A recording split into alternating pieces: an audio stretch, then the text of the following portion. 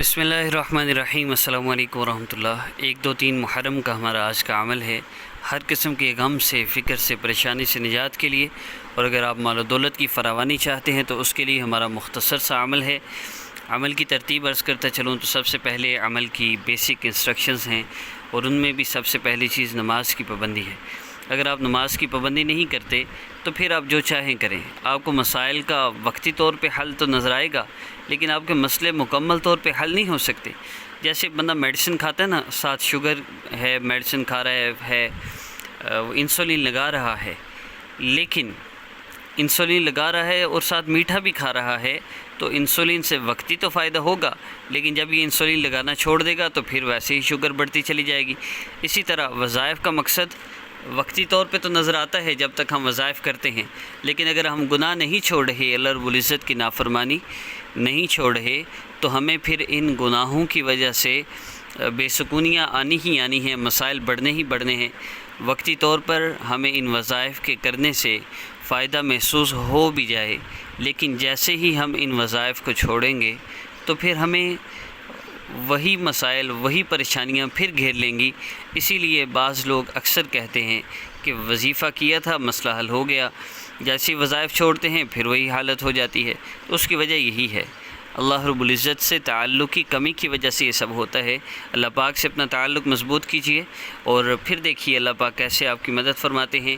और माल दौलत की फ़रावानी के लिए आज का ये अमल है 1, 2, 3 मुहर्रम का।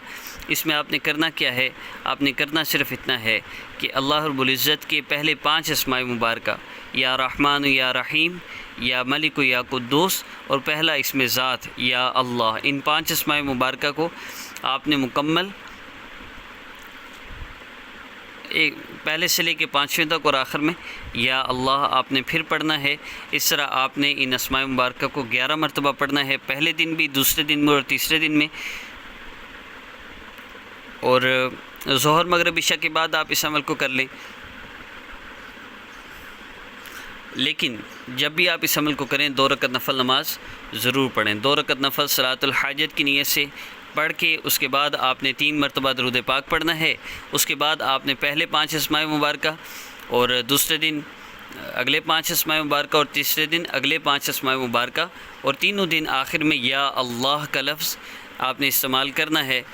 और अगर आप 2 मुहर्रम को ये वजीफ़ा देखते हैं तो पहले 2 दिन के जो वज़ाइफ़ हैं वो इकट्ठे कर लें, और 3 मुहर्रम को देखते हैं तो तीनों दिन के वजीफ़ा को आप इकट्ठा कर सकते हैं। इकट्ठा कैसे करना है, ज़ोहर की नमाज़ में एक कर लें, मगरिब के बाद दूसरा कर लें और इशा के बाद तीसरा कर लें, या इकट्ठे भी करना चाहें तो 15 के 15 इकट्ठे पढ़ के आप अपने लिए मुकम्मल अमल करने के बाद आपने दुआ करनी है 2 से 5 मिनट रोज़ाना, और उसके बाद फिर 3 मरतबा दरूद पाक पढ़ लेना है।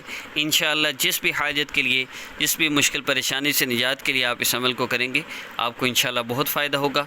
ख़ास तौर पे माल दौलत की फ़रावानी के लिए, कर्ज़ से निजात के लिए ये बहुत मुजर्रब अमल है, इसको आप ज़रूर कीजिएगा। अस्सलामु अलैकुम वरहमतुल्लाह।